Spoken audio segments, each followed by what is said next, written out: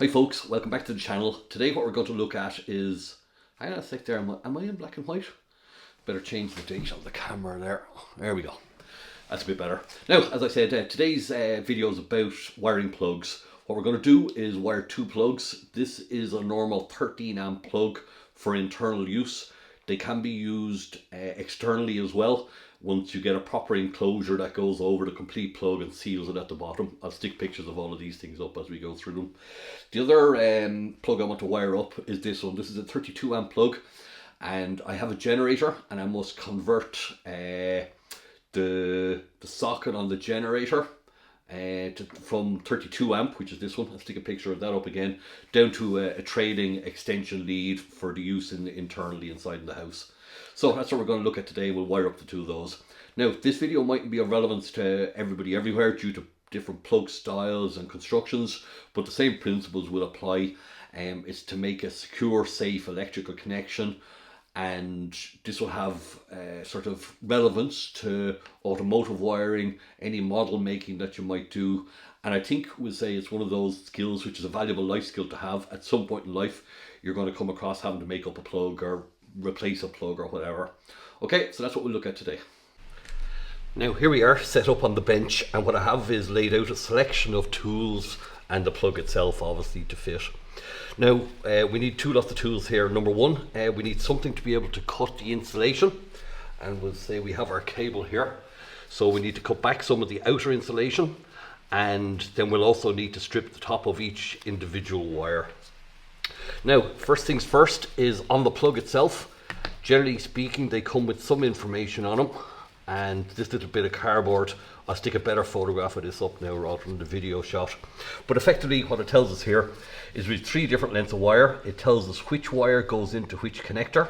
Green and yellow, or green, goes into the earth, and that should be 32mm unstripped and a 6mm strip section on it. The neutral then, which is blue or black, is 22mm with a 6mm strip section. And then lastly, the live is 12mm and it has a 6mm strip section at the top, and that should be brown. Now generally speaking, the more modern wires, or most modern wires, are a green and yellow striped for earth, a blue for neutral, and a brown for live. Older wires then you might come across as being red and black for live and neutral, and it might be a solid green then for earth. Generally speaking though, I'd recommend that if you do see red and black wires, probably not a bad idea to replace them. They haven't been made in a good while and they're probably due for replacement at this stage. So what we'll do is we'll take our wire length here. So the longest wire we have is 32mm plus 6 is 38mm. What we'll do is we'll get a tape measure here. We'll add 32 and 6 is 38. So we want about that long stripped. There, we'll just tally that. And effectively what we do is we take our utility knife or a side cutter, and what you need to do is nick around the edge of the cable. If you penetrate the outer insulation into one of the inner wires, start again. Okay, so what we'll do here, right, and as you can see it there, if we bend it, it actually breaks then, and that PVC coating is sort of designed to separate like that. So that's how we strip the outer insulation. So what we'll do now is we'll try not to make our wire too short. We'll get it on a nip, okay? And you can also do this with the side cutters, whereby we'll take our measurement again, about there. And what you can do is you can just nip the wire itself, and you do that maybe 2 or 3 times around the side of it. Again, not going into the inner conductors or the inner wires. Give that a bend and it should break, and you should see it start to break like that, and the colors of the other wires then will be exposed inside. So we'll continue to do that. Again, very small nips. All you're doing is weakening the PVC sheet to get it to a point where it'll crack then when you bend it in half.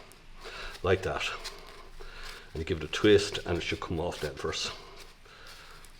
Right, so there are 3 wires. Now the next thing we need to do is we need to strip the wires, and prior to that what we'll do is we'll cut these to length. So The shortest one is 12 mil plus 6 stripped. That's 18 mil. So we'll take out our tape measure again for the live wire, which is brown. Okay. So 18 mil, we want to shorten him to there. So we get our side cutters, little pliers, nip, gone. Next wire then is the neutral, which is 22 plus 6 is 28. We'll measure that again, 28 is to there. So we'll shorten him. Now, as you can see, there's 3 different lengths of wire there. The logic being that if this is screwed or attached into a plug and it pulls out, the shortest wire will leave first, which is the live brown one. The next wire to leave then will be the blue neutral one, and lastly will be the earth left in the plug. The object of that is to leave the appliance or whatever the other end of the cable is connected to fully earthed until such time as, you know, the power stops flowing through the cord. Now, as regards stripping the wires then, and what we want is a 6 mil section on each. We can do that again. We can do it very, very carefully with a utility knife by just rubbing it gently on it. And what we'll do is we'll do one of each here. So we'll use our utility knife again. You know, you're trying not to cut your finger here either as well. So, and what you do is just sort of gently push it in.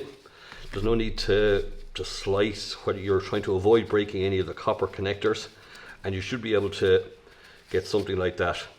You just straighten your wire then, and there's a lot of talk about not twisting the wire. What I do there now is I just give it a very gentle sort of fold, so you're not really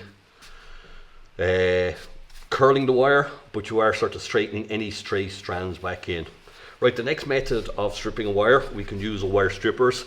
This is integrated into a pliers here, and if I hold that up, you can see little holes there going up the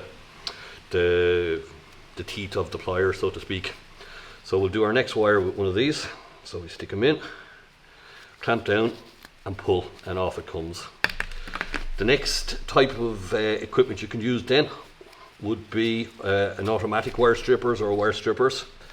We need to set this to 6 mil. So we'll use our little arrow there.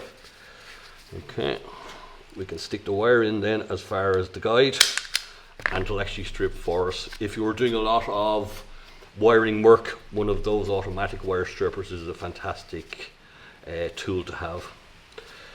Right, so we've cut our wire to length, we've stripped it. So next thing we need to do now, take the plug apart. Generally speaking, what I'd use is a Phillips screwdriver, but have a flat one to hand as well. The reason being is that generally the screw to open the plug is a Phillips style, but the inner contacts then could be either a Phillips or a flat screwdriver. Okay, this particular plug has a sort of a molded cord grip in it. We'll demonstrate this at the end. What we do now is we loosen off our individual connectors. Try not to loosen these too far, because they're easy enough to hop out and then they disappear and they're difficult to find afterwards. One thing to remember now with plugs, or wiring a plug, is it's sort of a fiddly business, so don't be put off by that. There's nobody out there has sort of small enough hands to deal with a plug. If you look at that there now, you know you're talking about very small parts here. One thing which is advantageous is you can lift the prongs out and stick in your conductor then into the clamping mechanism. So in that goes there. Now, as regards tightening, I know that professional electricians, when they're doing consumer boards, can occasionally use torque screwdrivers to make sure that the torque is correct on the individual screws on the board. That's a bit of an overkill for sort of a household job. So what we do is we want a good firm connection, but you don't want to go mad either on it. Right, now next is we'll stick in our neutral. Sometimes it's easier to actually take the prong out completely. If it comes out, generally they do, and you can stick that in like that. If you have a shaky hand, it's obviously more difficult. What you're looking at here is making sure to avoid any stray wisps of wire sticking out. So you stick that in there. Again, shaky hand. So we tighten him down. Not quite in. So this is sort of tough enough to video because these are sort of small little items and the tools that you're using are sort of fairly big. So we'll hold him there now.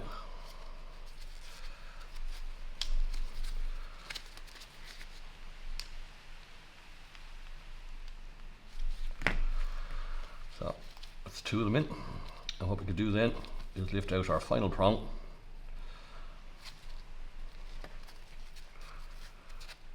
Again, what we're doing is just smoothing the wire in as opposed to twisting it. The twisting is seemingly a bit of a no-no in some particular accounts. Now here we are is a good example. What we need to do now is back that connector or that screw off in the connector, otherwise it'll just snag the wire going in. So we stick the wire in then, it's good, hold it there.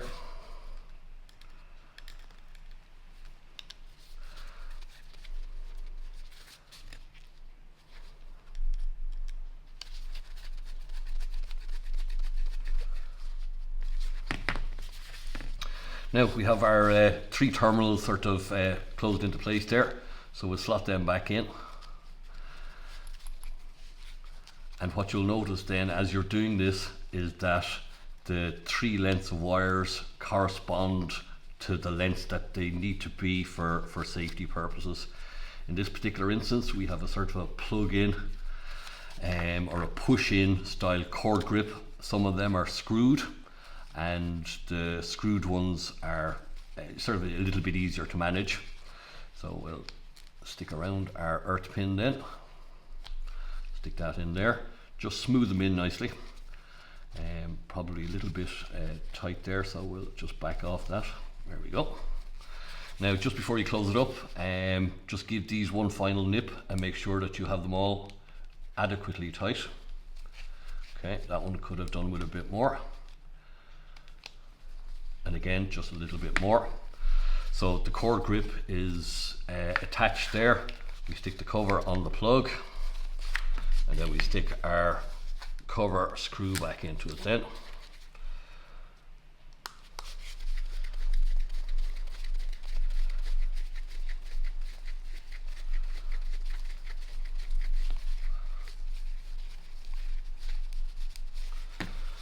And there we have a fitted plug on the end of a cable. Okay. Now we're on to our 32 amp plug. You'll come across 16 amp plugs like this. This is a 32, and then you can get 63 as well. There's no particular difference in them in principle other than size. You will have different opening mechanisms or sort of latching mechanisms and possibly clamping mechanisms at the back. One of the first things, or one of the most important things to remember, is to make sure that the clamping mechanism that's at the back and the base of the plug here are on the cable prior to stripping the wires, etc, etc. The logic being that once you have these stripped and you try and poke them through this, you'll splay the wires and make a bit of a mess of it. It's sort of more difficult to manage. In addition, we also note that we're going for a much longer strip section with this because we have two screws in each of the connectors, and these will be marked. On the right hand side here we can see L for live with a plus sign. We should have a good marking here as well for the negative. And the top one is earth then. The top, I don't know whether you can see that in the camera there, but there's a little symbol for the earth sign there. So what we have is live here, which again will be brown. Neutral will be blue, and the earth then will be a green stripy wire. So we're looking for much longer strip section at the top. We'll probably go to maybe 10 or 12 mil, and that should give us a good strong connection for each of those screws. This is where we need maybe a different screwdriver. If we can't get the screwdriver down into that, and we're probably a bit tight, we'll get a smaller Phillips screwdriver to do that. Right, we're back, and the smaller screwdriver is a better fit then. So what we'll do is we'll make sure that they're backed out fully, so that we're not snagging our wires on the way in. And again, the principles remain pretty much the same here. We're stripping some of the outer insulation off, and then we're looking at stripping some of the inner insulation off as well to provide an exposed conductor to connect into our connectors here.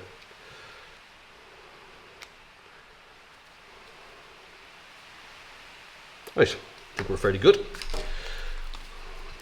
Now, you don't have to concentrate too much on the length of outer insulation left, because you're such a long way back there for the cord grip. But what we'll do is we'll probably expose maybe 50 mil, thereabouts. So 50 mil is to here. And again, we're going to use our utility knife. We could do the side cutter as well, that would also work. Might as well demonstrate that on the bigger wire. This is a 4 mil squared cable, or 4 squared, it's commonly referred to. So we just nip around the edge of the outer insulation there, then get to the point where we can bend it, and the PVC sheathing should break then, and it does, and you can see the inner wires then. So we'll keep doing that. Maybe another nip or two on this side, just to help it along. Again, if you nip one of the inside wires, start again. Okay.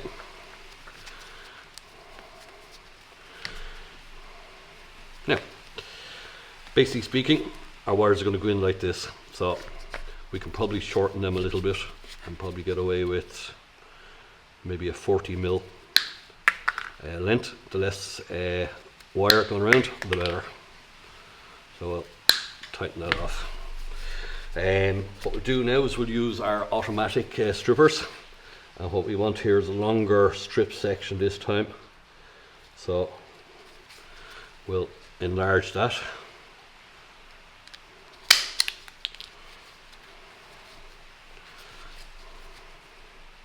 Again, these automatic wire strippers, fantastic tool if you're doing a lot of wiring or even automotive stuff, just to get a clean strip every time that you do it. Now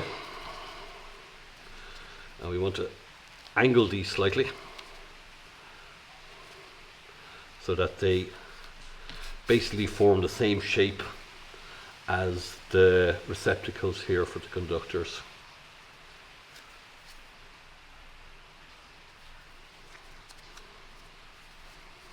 Okay, we have our 3 wires in, more or less. We can let them fall out. What we do is we'll hold that there now, and we'll tighten our connectors in.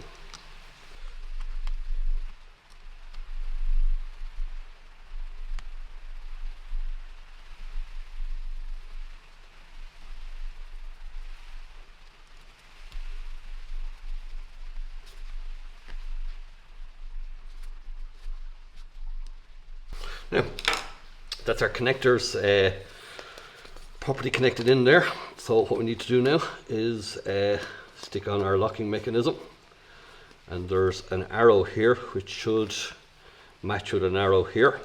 You can see it there, there's an arrow on this section and an arrow on that section. So,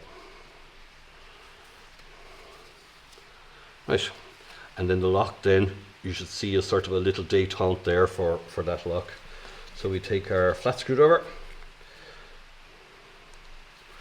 and we move this around to the lock position, and then that's locked in there. That won't come apart.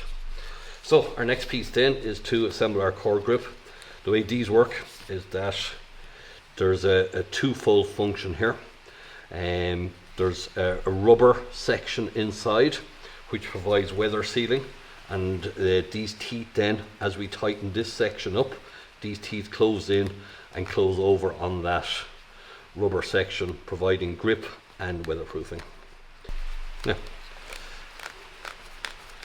So we keep tightening that up. Now we don't want to go overboard on this again, but what we want is a good closed seal at the rear end there, where it's both clamped and weatherproof. So that's our 32 amp plug. The rain is sort of starting to get heavier now, so it may interfere with the audio. Now, as regards some closing notes, first suggestion would be that if you're in any doubt as to what you're doing, get an electrician to do the job. Electricity is not something to be messed with, obviously. Second thing then is as regards IP ratings. On the picture on the screen there, you can see that the IP rating of the socket on the generator is an IP44. The next picture now is the various ratings as published by the IEC, which is the International Electrotechnical Commission, and they publish ratings and standards for sockets and plugs for different types of dust protection, waterproof protection, etc., etc. Now, the one thing to remember is if you are using IP ratings, or you want to achieve an IP rating in particular, the lowest IP rating of either the socket or the plug is what dictates your circuit or your level of protection. That's about it. If you have any questions, stick them in the comments down below. I hope this video was helpful, and we'll see you in the next one.